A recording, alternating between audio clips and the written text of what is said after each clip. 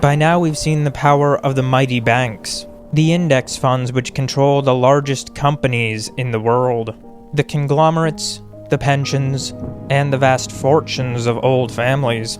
But not everything that people do is visible and above board. Humans have always had a penchant for hedonic delights, secret pleasures which so many indulge in, but so few speak of. There have been many efforts to estimate the total size of the criminal markets of the world.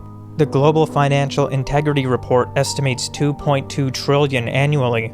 A UN report, all the way back in 2019, estimates 2.1, making up about 3.6% of global GDP. More recent estimates in the US were a bit over 400 billion annually, with around 150 billion in just human trafficking alone. And when we branch out to the broader shadow economy, people working under the table, hidden revenues and tax evasion, a 2023 Ernst & Young report estimates a total of around 12.5 trillion, or 11.8% of GDP. And no matter what estimate we come to, it will almost certainly be below the true number. For humans have things that they like, things which are not always legal, and people will pay enormous amounts to get them. So how does it all work? How can there be a global economy so vast that it dwarfs great nations, all while supposedly law enforcement is on its heels, and they cannot use banks? Well, perhaps there's more to the story. Perhaps organized criminal networks are far more entrenched in global institutions than one would like to think. So how do they do it? How does this vast market operate and thrive? Well, let's explore the economics, business, and finance of crime.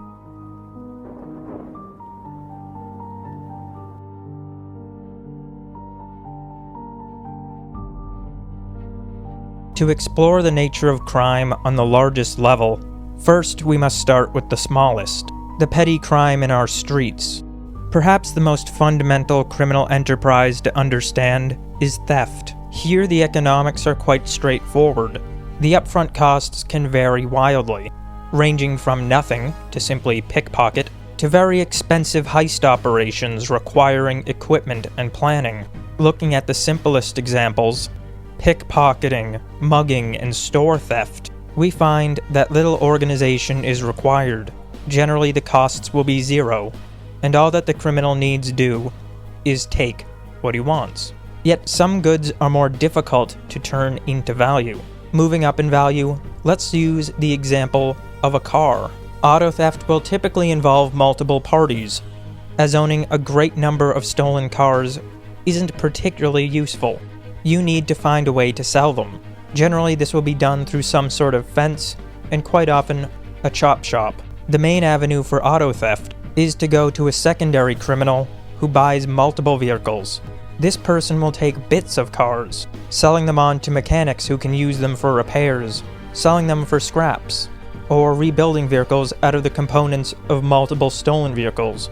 The main difficulty here is the identifiability of certain frames. So very often there will need to be a mix of legitimate and illegitimate auto components before it's able to be passed on further down the market. Here we begin to see an idea emerge, that very often crime requires an intermixing of criminal and legitimate business elements, burying the criminal component within legitimate business. 2019 FBI estimates put the total losses to Americans from auto theft at $6.4 billion. The value before they enter the black market. Yet globally, the market for stolen vehicles has expanded rapidly. A moderate mass market vehicle, broken down and sold as parts, can sell for over $10,000. One particularly valuable component are catalytic converters, particularly with the value of metals like palladium and rhodium. Yet other times cars are sold intact. A particularly large market has emerged in London, where cargo vessels carrying luxury cars are arriving in London's ports to be sold off, often in these cases sold as an entire vehicle. Very often these will be sold to end buyers or to a chop shop, wishing to gain more value from using luxury car parts. And what's quite notable here is that very expensive vehicles, ones selling up in the six figures, can sell for as little as £1,000 or £2,000. And so, considering the amount of risk involved and potential criminal penalties, this business operates as a market at scale, where individual sales are not particularly large, but the volume is what makes the revenue.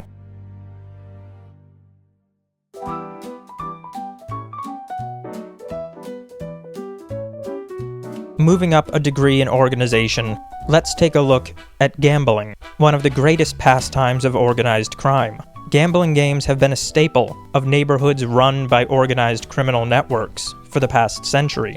Gambling networks have for a long time been bifurcated between larger operations and smaller community organizations, particularly in poorer neighborhoods. In poorer neighborhoods, particularly those of Italians, Hispanics, and blacks, illegal lotteries would pop up everywhere.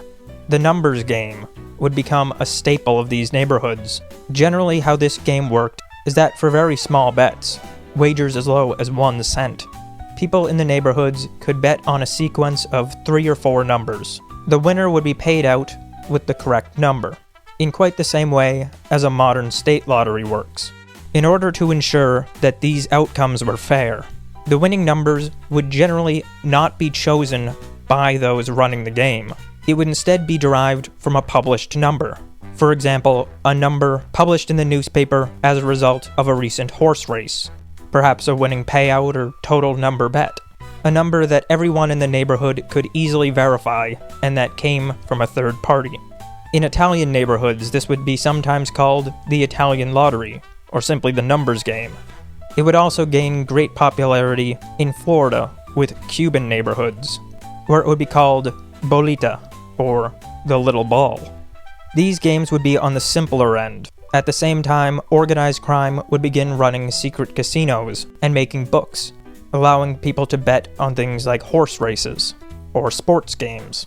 While the value in the numbers games was that it had a low barrier to entry and quite reliable cash flow, it would be highly guarded by the people running the games in these neighborhoods, while some of the casinos and larger books would be more irregular, with potentially larger payouts. Bookmaking is a quite curious bit of finance, one which in many regards resembles how insurance companies operate. To use the simplest example, say there is a game that has a binary outcome. People are betting simply on one team winning versus the other. 60% of people bet on Team A, while 40% on Team B. In order to make this work for you as the bookmaker, you must balance the book and collect a vig for yourself. In doing this, you would immediately see that since there are more people betting on Team A, you must offer to them a lower payout, whereas those on B a higher payout. Assume a total of $10,000 are wagered on this outcome. For the sake of simplicity, you aren't taking into consideration what you believe the odds to be. You're simply attempting to keep this book balanced. With $10,000 as a total bet, $6,000 is being wagered on Team A, while $4,000 on Team B. For Team A, you must offer 6 to 10 odds, or 3 to 5. And for Team B, 4 to 10, or 2 to 5. Meaning that if you bet on Team A and win, for each $1 bet you are paid out $1.67, where in the case of Team B, you are paid out $2.50. Now you as the bookmaker wish to make money on this endeavor, so you will have to allot yourself a vig, some small slice of the odds which go to you no matter what. Say you take 5 cents. You now offer, for someone who bets on Team A and wins, a payout of $1.62 on the dollar, and in the case of Team B, $2.45 to the dollar, balancing the bets of all participants, where you get a cut regardless. Over time, this became more and more sophisticated. Resort towns began to pop up, no longer catering only to small neighborhoods, but to quite wealthy patrons. Backroom casinos became larger. Cities like Chicago, New York, and Detroit began having large gambling operations, while the southern havens began emerging. Cities like New Orleans, Louisiana, Hot Springs, Arkansas, and Galveston, Texas, places where gambling laws were quite lax. They began to emerge as resort towns, and the syndicates who got in early were now playing with much more money and getting much larger payouts. Yet this would be quite small compared to what would emerge in the 1940s. In 1931, the state of Nevada had re-legalized gambling.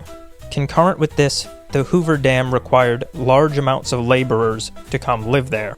Seeing an opportunity, organized criminal networks began running off-track betting wires, allowing the large pool of laborers to bet on horse races without being at the track. This was enormously successful, though it wasn't a truly enormous operation. Yet in 1941, El Rancho Vegas would open as a resort on Highway 91, planting the seed for something much greater. 5 years later, the notable Jewish mobster Bugsy Siegel would be backed by Meyer Lansky, one of the most significant mobsters at the time. At this point, particularly due to aligned interests during the Second World War, with the Jewish mob opposing the Germans and the Italian mobs, the Italian state, the National Crime Syndicate had emerged as an alliance between the Jewish and Italian mafias. Siegel would take money from the National Crime Syndicate and use this to build a resort in Las Vegas, the Flamingo.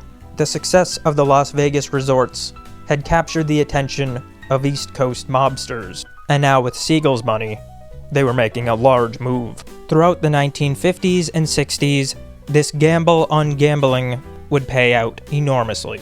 Las Vegas would experience a boom time, not only being highly profitable, but gaining great cultural significance. The aesthetic, the atmosphere, and the entertainment of Las Vegas became core to American cultural identity during these years. Figures like Frank Sinatra and the Rat Pack would be the very pinnacle of what was in style. Mob finance resorts would begin popping up across the Las Vegas Strip.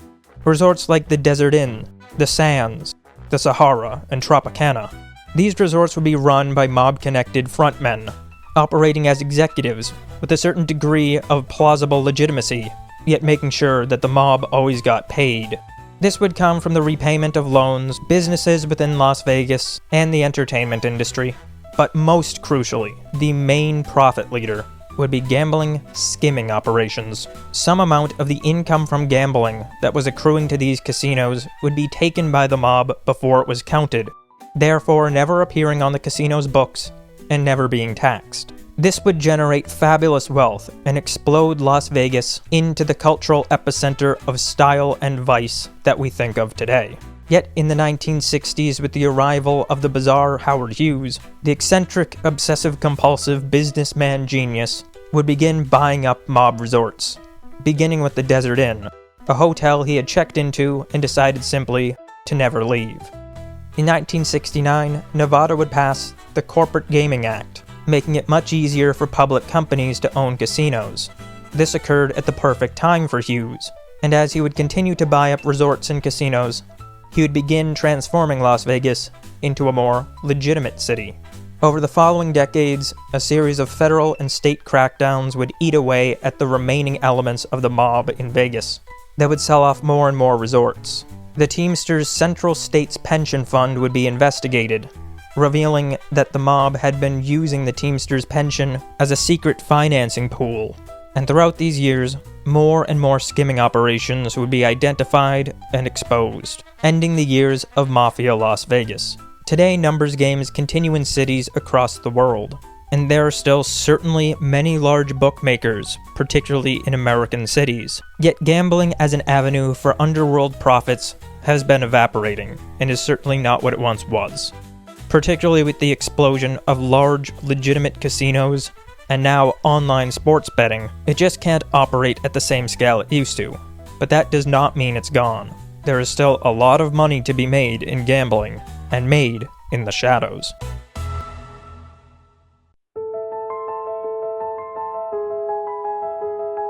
So let's take a look a little further in the shadows. Take a look at businesses a little darker, remaining on the lower level, and we will certainly get to the higher order counterparts. Let's take a look at the drug markets. On the lowest level, drug dealing is fairly straightforward. It's buying a product in larger quantity at a lower marginal cost, and selling it in smaller quantities at a higher marginal cost. Let's take a look at one of America's largest markets, the market for cocaine, particularly growing quite large in the 1980s. In 2013, the Organization of American States would estimate the total size of the cocaine market in the United States at $34 billion. A 2016 report by the Rand Corporation would estimate the combined market for cocaine and methamphetamine at $150 billion, while the 2017 Bureau for Economic Analysis estimated that the total illicit drug market added $111 billion to US GDP. The problem with these estimates is that it's extremely difficult to actually get a good number. On the one hand, so much of it is not observable, and we're simply left counting second-order effects, ripples and reflections of the market, while on the other hand, law enforcement estimates are usually overblown with respect to street values. We've all seen the TV reports with a police officer pulling out a joint and saying this cost $20 gajillion on the street. Let's assume there's some young person, likely a teenager or young man. He wants to make money, and he's in a city with a thriving drug market. One immediate avenue that comes to mind, one of the most popular markets, would be for him to sell marijuana.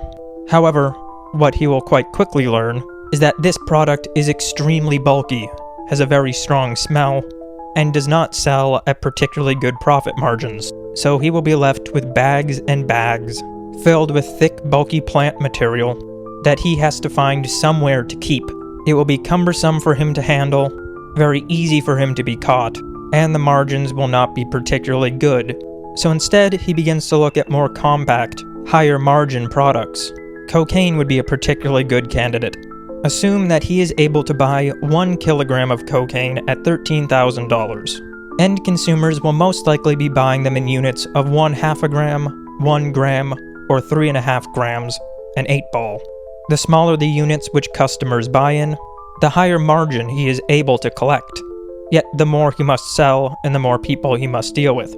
Assume he sells a gram for $100. At $13,000 per kilogram, he is effectively buying at a unit price of $13 per gram and selling it at $100 per gram for a profit of $87. Do this again for the 8-ball, which let's say he can sell at $280, and he is able to collect a $67 per gram profit. This product is much more compact, more easily hidden, and commands a higher profit. It's self-evident, therefore, why products like these began to explode on US markets during the 20th century. Taking a look at some of the largest markets in the United States, those of opiates, cocaine, and amphetamines, a large amount of production and distribution begin with Mexican and South American cartels, domestic syndicates, and Chinese triads. Initially, the cocaine market exploded via the Medellin cartel, the Colombia-based distribution network run by Pablo Escobar. Yet over time, the southern cartels have become more diversified, particularly with the emergence of large diversified cartels like the Sinaloa cartel and Jalisco New Generation. Very often these organizations are thought of as mafias, highly organized with paramilitary branches. Yet they're much more decentralized than what we are used to seeing in the United States, operating more like vast networks. Taking a look at cocaine today, most production still originates in the northern nations of South America, as the coca plant requires very particular conditions to grow, and synthesis is highly difficult and expensive. After the coca plants are grown, cocaine can be extracted quite easily by quite simple chemistry, often done very close to where the plants were grown in the first place, to limit the amount of mass that must be transported. Initially, some of the first routes that began to emerge in the late 70s and 80s included air travel, often in personal luggage. Yet over time, as the market became larger and larger, private planes began to become more of an avenue. Yet today, the primary method is sea travel, particularly either the Caribbean route to Mexico or the Eastern Pacific to Mexico, where it then travels by land to the southwestern United States. Yet even though these are the largest routes, there are still many in existence, including all forms of travel. Some are entirely land-based, going all the way up through Central America. Today, much of the heroin market originates in Mexico, where opium poppies are grown. Raw opium is collected from the poppies, and via very simple chemistry which can be conducted in mass, and with very little equipment, is then made into heroin and enters mostly through southwestern routes. two classes which require more sophisticated synthesis are synthetic opiates, which now are increasingly becoming fentanyloids and nitazines, and amphetamines, with a particularly large market for methamphetamine, although this synthesis as well is quite simple and can be done with relative ease by a college chemistry student and even somebody who is never actually trained. Generally, most precursors are synthesized in labs in China or to a lesser degree India.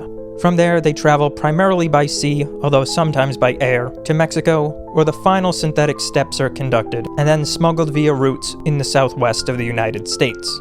Although it is worth noting that increasingly more routes from Canada are being used.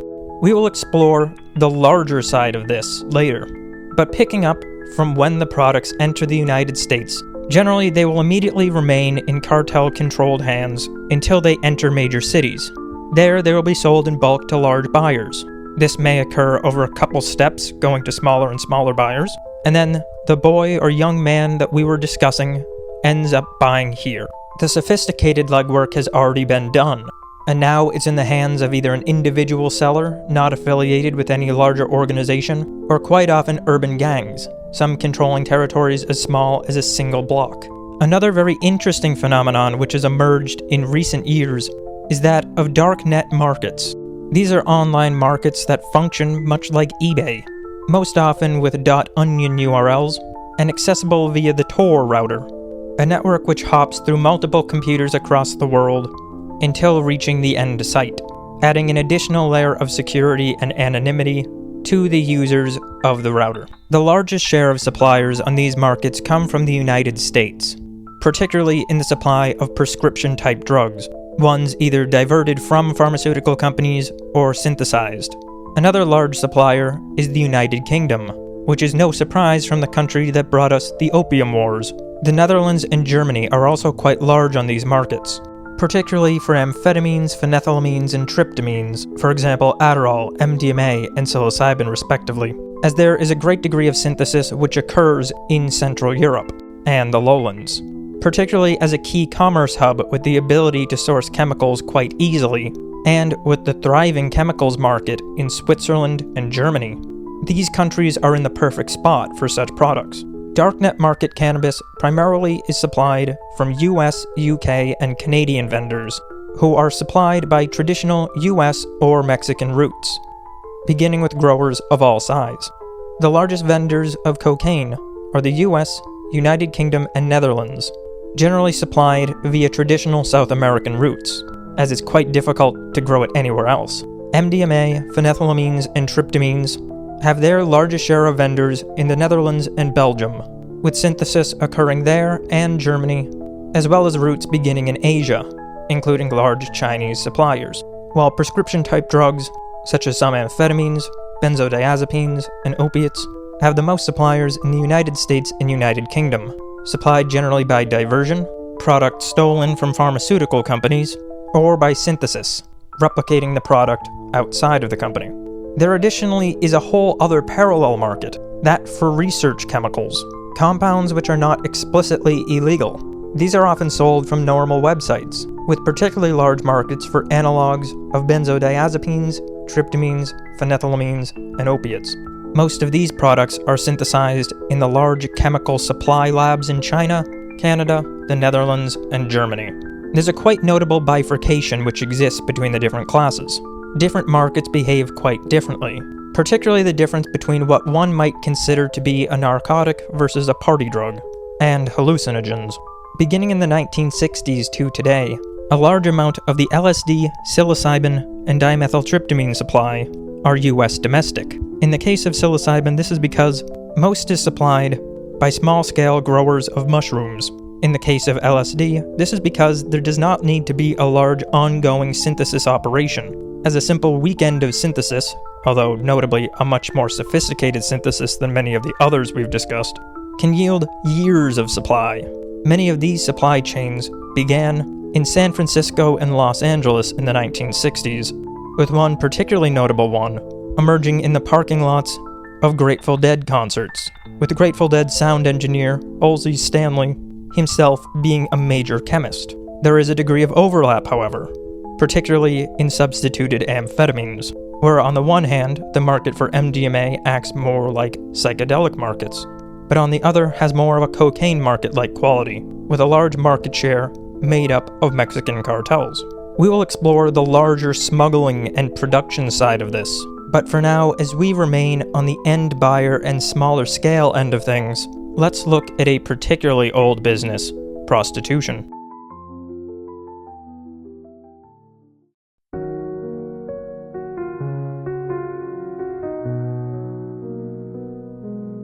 Though the phenomenon certainly still does exist, traditional street prostitution, streetwalkers, which were quite prominent particularly in the mid-20th century, have really begun to evaporate in the United States, although they still exist quite prominently elsewhere. There's really not that much which can be said about this business. It's exactly what it seems. Yet today, it's become a much more nuanced market. The largest industry that people think of as traditional prostitution is the market for escorts, primarily existing online right now. Very large markets have emerged in which women and some men can advertise their services. Websites like Eros and Tryst exist where for a fee, a woman can upload pictures and a description of herself online, complete with contact information, prices, hours, etc., allowing men to contact her. This is done with a very thin veneer of legitimacy, an excuse which would not stand up in any legal proceeding.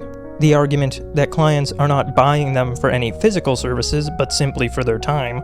However, this flimsy argument does give just enough wiggle room for these websites to continue to operate, and one place where this model does make a difference is that pricing is generally done by units of time, generally ranging from a few hundred to a few thousand per hour, sometimes with different fee arrangements over longer periods of time, and where the two plan to meet. And though generally not discussed before meeting, in an effort to avoid incrimination, different fees for different acts are also quite common.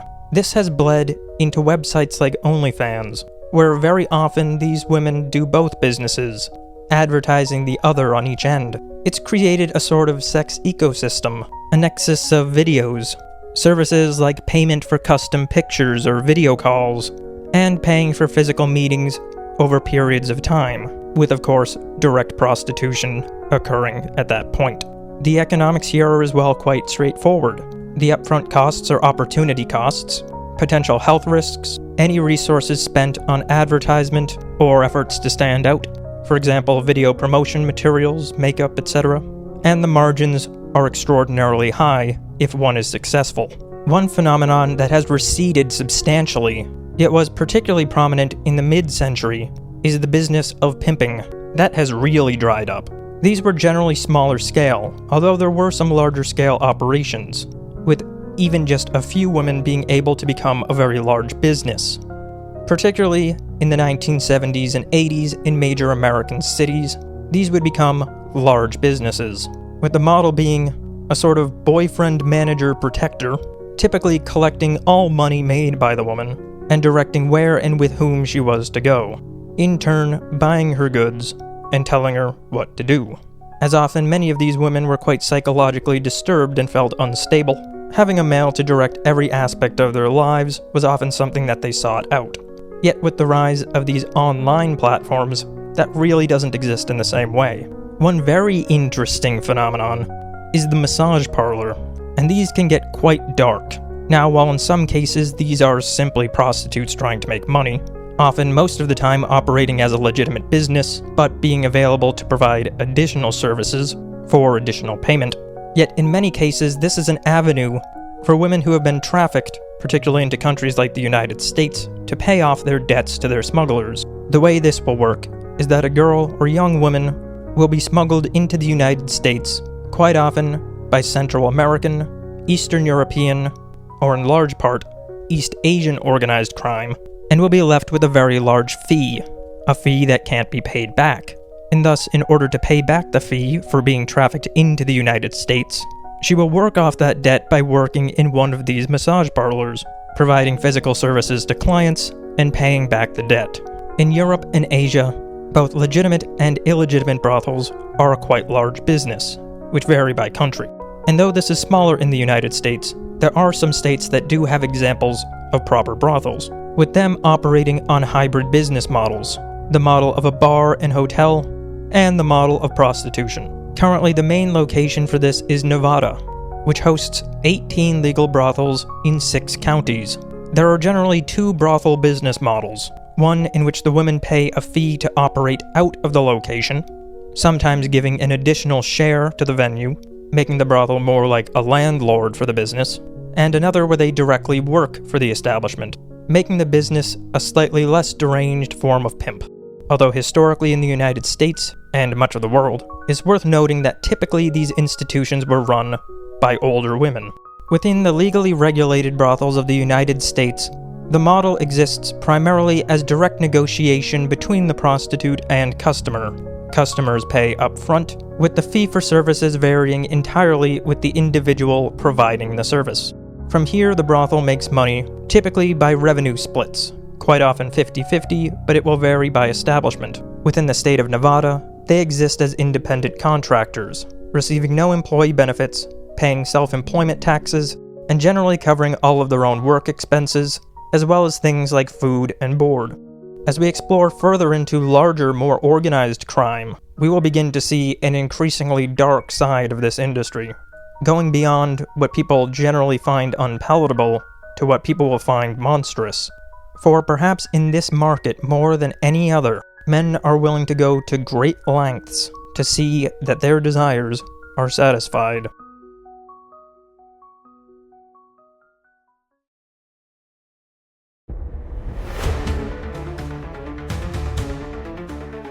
Now, while we've looked at petty theft, as well as some more sophisticated auto theft, let's look at some larger scale operations. A very large market has developed for stolen goods termed craved, easily concealed, high resale value, high demand items. Increasingly, the dominant market here is online, with stolen goods ultimately reaching the end consumer via the internet, a business termed e-fencing.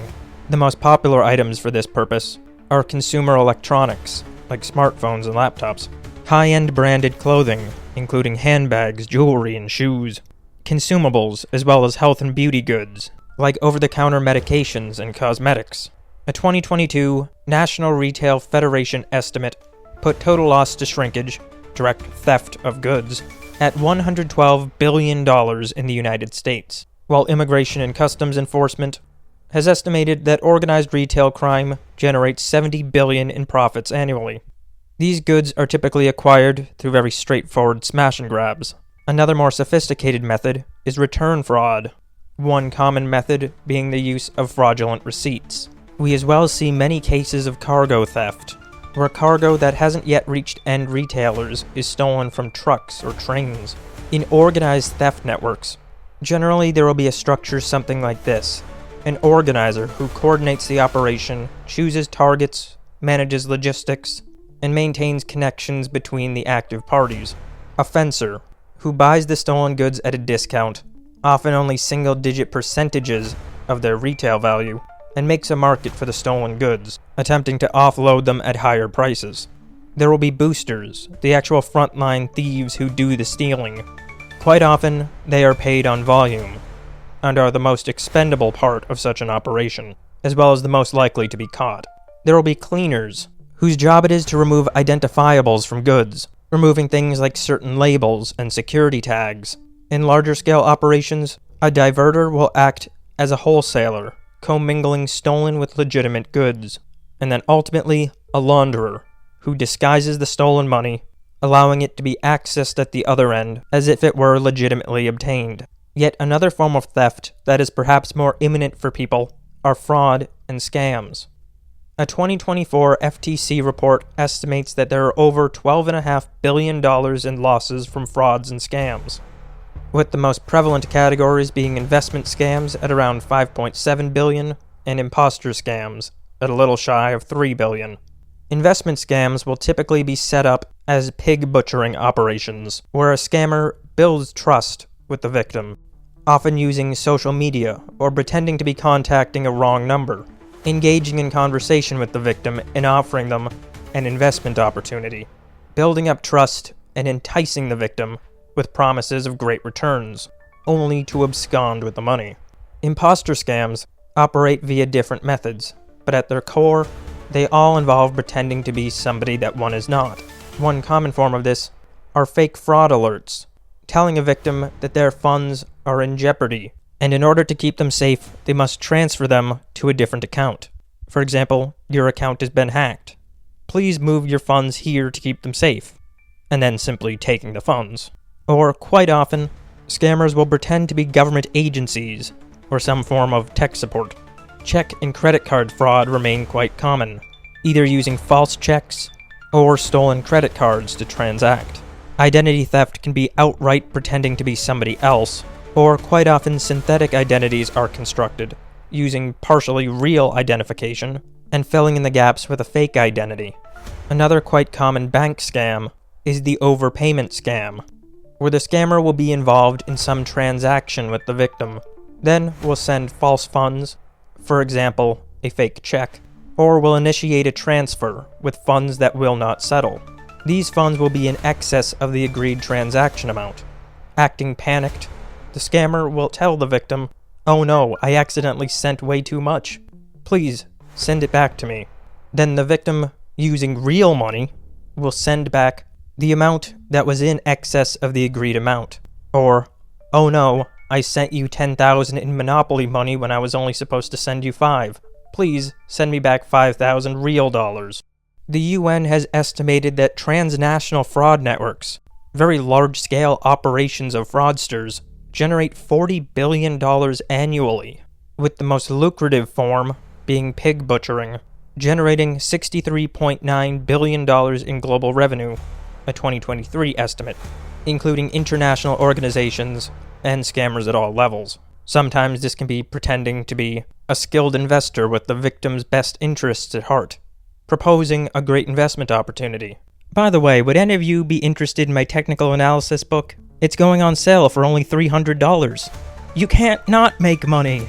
But sometimes they can become quite long and sophisticated, particularly in cases of romance scams, where there have been cases of multi-year relationships being built up, getting the victim to send enormous amounts of money to a person who never even existed.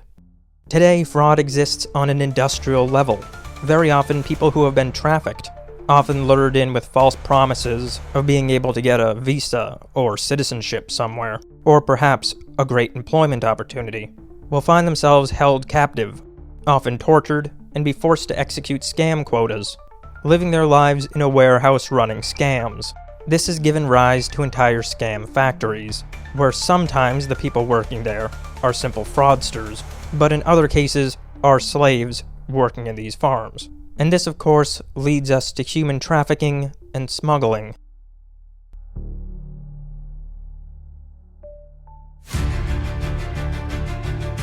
One form of human smuggling that has become particularly prevalent in the public's eye is illegal migration smuggling. Millions of people are smuggled annually, particularly to countries in the West, and most prominently, the United States.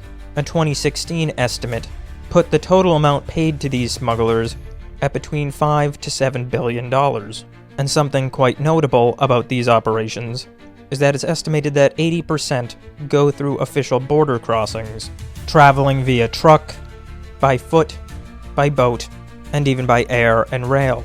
Yet another vast market that people in the West particularly do not like to think about is the vast market for slaves. A 2021 International Labor Organization estimate put the total number of slaves globally at 27.6 million, with around 77% as forced laborers and 23% as sex slaves. One common form of this are people who began being smuggled as migrants, racking up very large debts with the smugglers, often being lured in by false promises, and when arriving at their end destination, they are kept as slaves until they can pay off their debts, which very often never happens, sometimes working in factories, as laborers, in these scam factories, or as sex slaves, with a common example being massage parlors. It's estimated that 2/3 of modern slaves are in India, China, and North Korea, while places with the highest concentration of forced labor per capita are Sub-Saharan Africa, South and Central Asia, Eastern Europe, and the Arab states. The primary functions which these slaves fulfill are as domestic servants, working in construction and manufacturing, fishing, or working on criminal endeavors, for example as thieves, or in these scam factories. Human trafficking occurs on very different levels of organization, with some being as small as an individual trafficking another individual, all the way up to vast sophisticated networks and governments themselves. Buyers are typically businesses, wishing to produce goods with the cheapest labor. If you are a Westerner enjoying cheap products, you have slaves. Individual buyers are also quite common, particularly for domestic servitude, house slaves. A major current example is the indictment of Chen Zi and the Cambodian Prince Group accused of forced labor in these scam factories. The other side of the slave market is sex slavery, with an estimate of over 4.8 million sex slaves in the world, with greater than 90% being girls and women. Most of this occurs on domestic smaller scales, yet there are very large organizations involved as well, including international routes and markets. A very large number originate from Africa and flow to Europe and East Asia, while trafficked women originating in East Asia end up in the most diversified end locations. The major participants in these markets are transnational organized crime networks, loose-knit community networks, for example a family or a group of a couple families selling their daughters, or individual smugglers and sellers and pimps. Increasingly, social media has become a primary component in this. Very often, traffickers pose as potential boyfriends, or as people offering fake jobs, for example, modeling jobs. They will end up being trafficked and ending up as the sex slaves of individuals, working for pimps, or organized crime networks, working at massage parlors, or in Hollywood parties. Major organized networks involved in this market are the Mexican Jalisco New Generation Cartel, the Sinaloa Cartel, the Central American and Los Angeles-based MS-13, the Venezuelan Tren de Aragua, the Nigerian criminal enterprise operating in West Africa, the Granados sex trafficking operation out of Mexico, large Asian networks, particularly in Southern Asia and out of China, as well as Eastern European mafias, such as the Albanian, Russian, or Ukrainian mobs. The market pricing for women varies wildly, some selling for only a few $1,000s, while some for many hundreds of thousands. Prices will vary based on age, the younger the more valuable, the origin, the route taken, and the end destination, with buyers in wealthier countries typically paying more, as well as features like health and attractiveness. A very large component of this market is the market for children. Some of the major points of origination are Sub-Saharan Africa, Central America and the Caribbean, Eastern Asia and the Pacific, as well as Southern Asia. Typically, these girls are acquired from very poor places in the midst of a humanitarian crisis. For example, times of war are often termed harvest or hunting seasons. For example, the Ukraine War.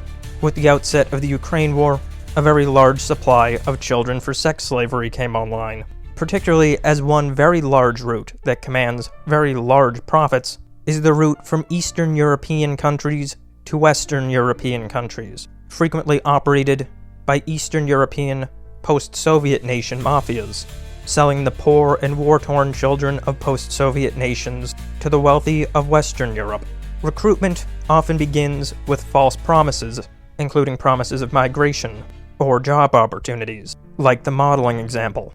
And quite frequently, this first stage is done by friends, family, and acquaintances. Usually, a child's close familial and personal network is who actually initiates the first step of bringing them to the traffickers. Yet, particularly in more acute times of crisis, sometimes children will just be grabbed. The primary end buyers are the consumers of child sex tourism, typically men from wealthier countries traveling to poorer countries. Domestic prostitution, where children are then pimped out or sent to work at massage parlors, or in the production of online pornographic material. It's estimated that around 12% of all slaves are children, for an amount of about 3.3 million, and that 1/3 of child slaves are sex slaves of some kind, either entirely or in conjunction with forced labor. Yet it's worth noting that just about every estimate in the world is wildly low. It is a multi-billion-dollar industry globally, and its market dynamics function much the same as those for sex slavery more generally. A sickly sub-Saharan teenager may only fetch a few $1,000s, while an attractive 11-year-old Ukrainian hundreds of thousands of dollars. This is one area of crime that people in the West like to imagine doesn't exist. But right under your noses, all the time, there is a thriving market for millions and millions of children. Look at it. Many of these smuggling routes overlap with each other, although sex trafficking is among the more likely to use atypical routes. Weapons dealing, for example, is estimated on the low end to be about $1 billion industry each year, with weapons that typically start off as illegally acquired, only later entering gray and black markets. Major market participants are those involved in diversion, taking arms from legal sources and bringing them into the black markets. Government and non-state actor gray markets. A primary example of this would be the Iran-Contra affair. Black markets. Generally, these follow the same routes as drug smugglers. Drug routes are quite curious. On the simplest level, many drugs are obtained by end users directly, the simplest form being able to simply grow a plant, for example somebody growing cannabis plants in their yard, or growing fungus in the case of mushrooms. End users quite often engage in simple extractions as well, for example water extractions to get opium out of poppies, or simple acid-base extractions to get dimethyltryptamine out of tree bark. Yet when we go up a degree of sophistication, we find that there are many quite popular drugs that can be synthesized quite easily. For example, methamphetamine can be produced on varying scales quite easily, and by somebody who doesn't need particularly sophisticated knowledge. A little bit more difficult, but still in the simple range of chemistry, is the synthesis of many phenethylamines, for example MDMA, with precursors able to be obtained from sassafras oil. It's also worth noting that a market has expanded for cathinones, structurally quite similar to amphetamines, yet are analogous to the compounds found in the khat plant. A major example would be methylene deoxypyrovalerone, which quite notably was sold as bath salts for a while. And while these can be produced on local scales in some cases, many markets operate on much larger operations. For example, amphetamine and phenethylamine production exists in large scale in Mexico, China, and India, as well as parallel production in Germany and the Netherlands, typically transported via sea routes and then through southern border crossings to the United States. With the necessary precursors, those quite often produced in large chemical supply companies in China, fentanyl production is quite easy, and today is mostly conducted in Mexico, with a smaller component coming through Canada. Because of the sheer volume that moves through these routes, these well-trodden paths share functionality with other black market supply chains, such as human smuggling and weapons smuggling. However, like the drug markets, increasingly, darknet markets have been accounting for larger shares of weapons sales. The United States is the most common source of weapons which are sold online. However, the largest market by revenue is in Europe, with transport of weapons quite often going through airmail. Sophisticated criminal networks are enormous. There are millions of slaves, billions of dollars lost in fraud, billions in drug and weapons sales. Is it really reasonable to believe that they are simply operating in the shadows and we just can't catch them? Well, maybe. Maybe demand is so great. Maybe they're just that sophisticated. But with billions and billions, hundreds of billions of dollars moving every year, that money's not hiding under a mattress. It's going through banks. So, the question is, are banks simply not seeing it? Is money laundering really that sophisticated? Maybe. Maybe the smugglers are unique geniuses, and banks are run by absolute idiots. Or maybe the banks know.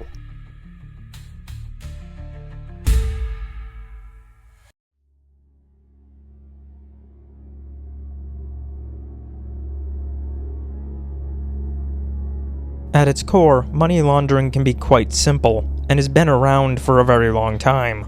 Perhaps the most fundamental form of laundering is structuring, since in the United States and most Western countries, there's a limit on the amount of cash that can be transacted, without the need for a bank to file a report. When large cash amounts need to be deposited into an account, a series of smaller transactions will be made across different banks. Now, if this is done repeatedly at one bank, it will be easily caught, as depositing $9,999 every day is going to be quite obvious.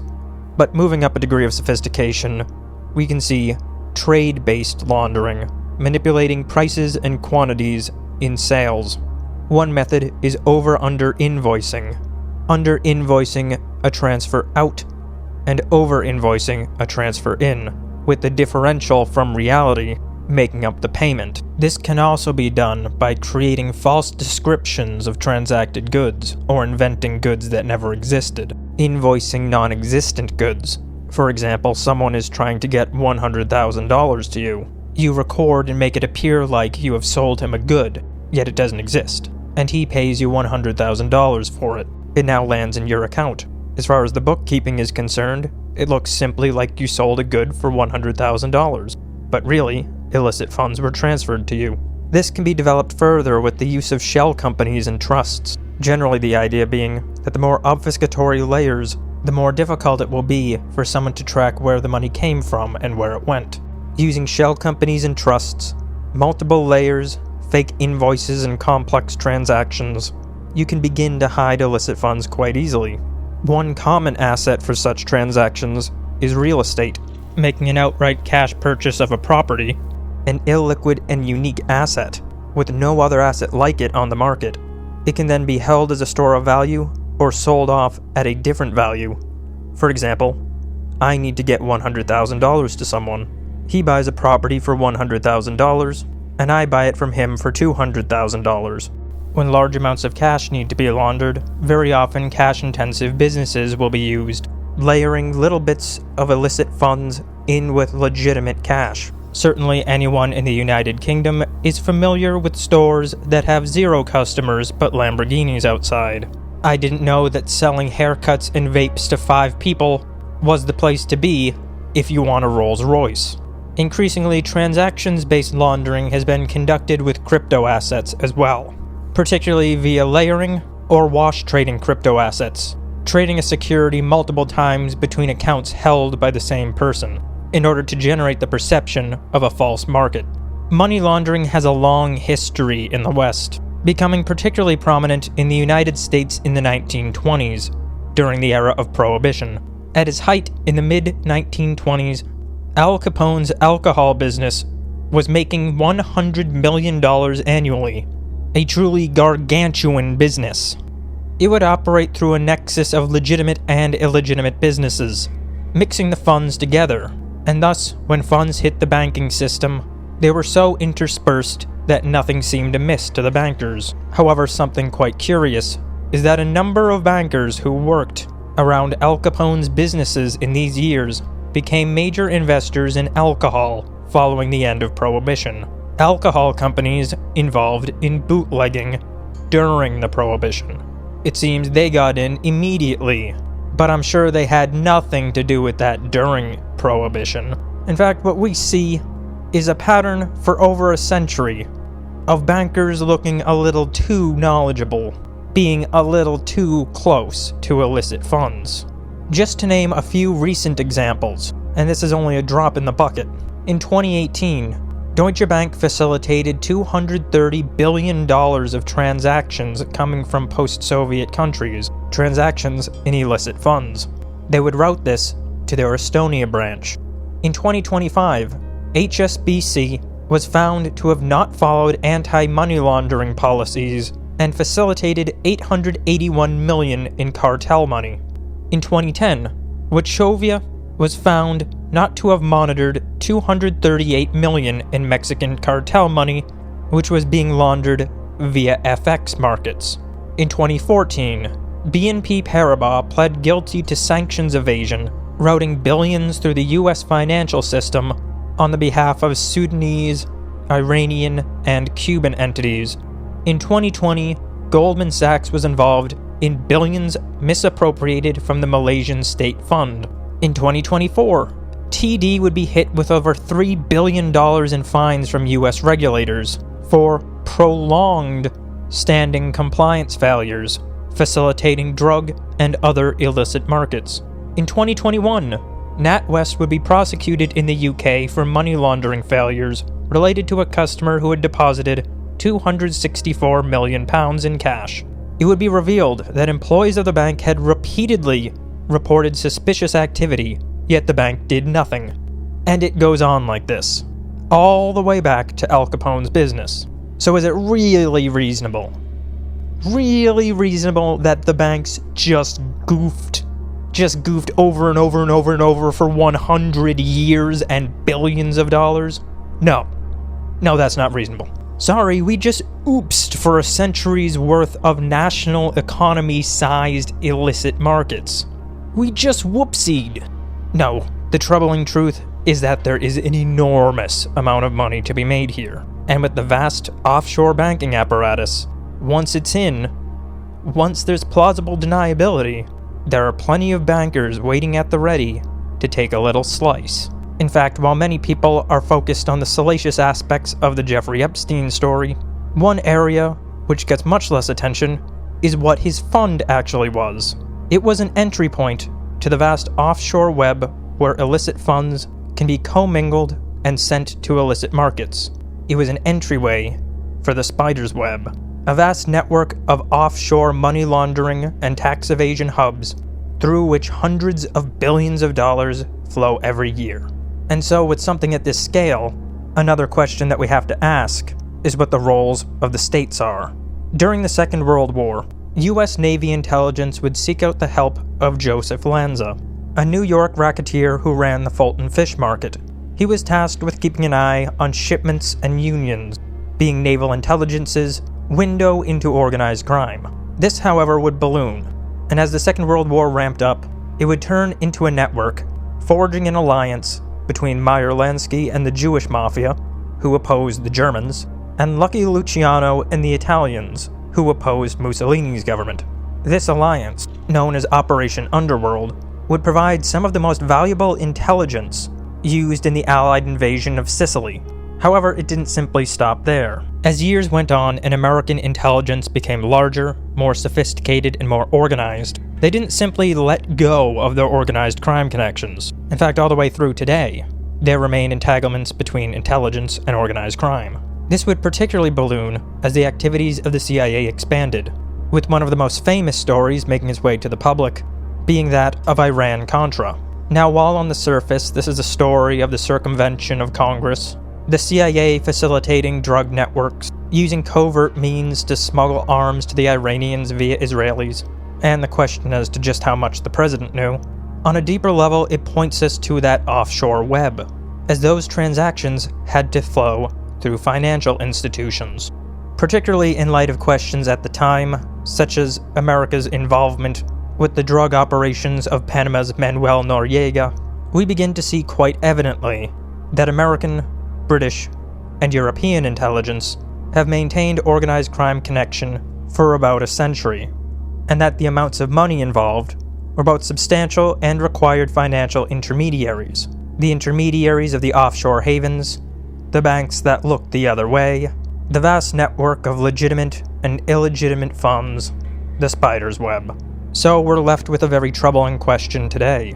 Perhaps some crime is mild, some wildly destructive, but when we look at it in aggregate, it seems to be getting larger, with more and more funds flowing through it.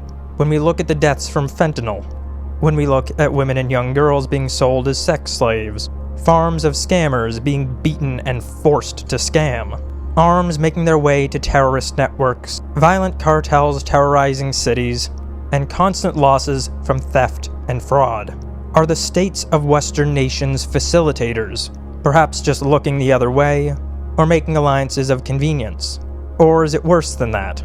Are there aspects of Western states which are one in the same with organized crime, just as there are aspects of the legitimate financial system that are one and the same with the criminal? Perhaps we won't know. We won't know just how much of these states are criminally involved. But when looking at it in aggregate, when seeing the destruction, when seeing the sheer amount of money that runs through, there's no way to look at it that isn't troubling. So perhaps to leave the question as succinctly as possible, is organized crime a part of the state?